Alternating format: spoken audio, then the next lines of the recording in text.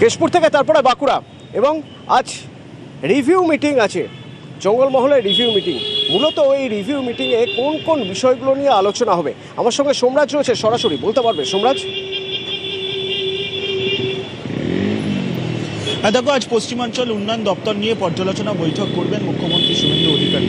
মূলত পশ্চিমাঞ্চল উন্নয়ন দপ্তরের জন্য রাজ্য বাজেটে যে অর্থ বরাদ্দ করা হয়েছে সেই অর্থ কিভাবে খরচ করা হবে, কারণ এই পশ্চিমাঞ্চল উন্নয়ন দপ্তরের অধীনে ৭৪টি ব্লক রয়েছে। এই ৭টি জেলার ৭৪টি ব্লকে কিভাবে কাজ হবে, ইতিমধ্যেই ব্লকগুলির জন্য গত সপ্তাহে রাজ্য অর্থ দপ্তরের তরফে ১.৫ কোটি টাকা করে অর্থ বরাদ্দ করা হয়েছে। অর্থাৎ এই যে অর্থ বরাদ্দ করা হচ্ছে ব্লকগুলির জন্য, পশ্চিমাঞ্চল উন্নয়ন দপ্তরের মাধ্যমে জেলা পরিষদগুলির দ্বারা নতুন কি কি প্রকল্প নেওয়া যায় এবং সেই প্রকল্পগুলি কার্যকর কিভাবে করতে হবে। এক্ষেত্রে মুখ্যমন্ত্রী শুভেন্দু অধিকারী আগামী ৩ মাসের পরিকল্পনা ও আগামী ১ বছরের পরিকল্পনা স্থির করে দিতে পারেন আজকের এই বৈঠকে।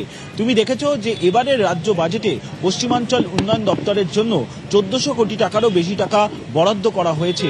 সাম্প্রতিক সময় যা প্রথম, কারণ এর আগে আমরা দেখেছি বা তৃণমূল সরকারের সময় দেখেছি পশ্চিমাঞ্চল উন্নয়ন দপ্তরের জন্য এত টাকা অর্থ বরাদ্দ করা হতো না।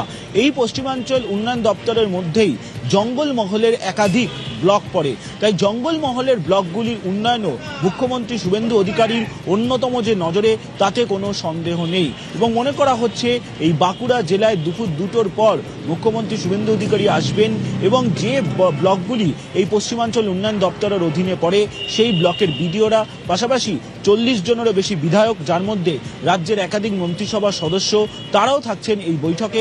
ইতিমধ্যেই বৈঠকের জন্য প্রয়োজনীয় আধিকারিক ও বিধায়করা আসতে শুরু করেছেন। অতএব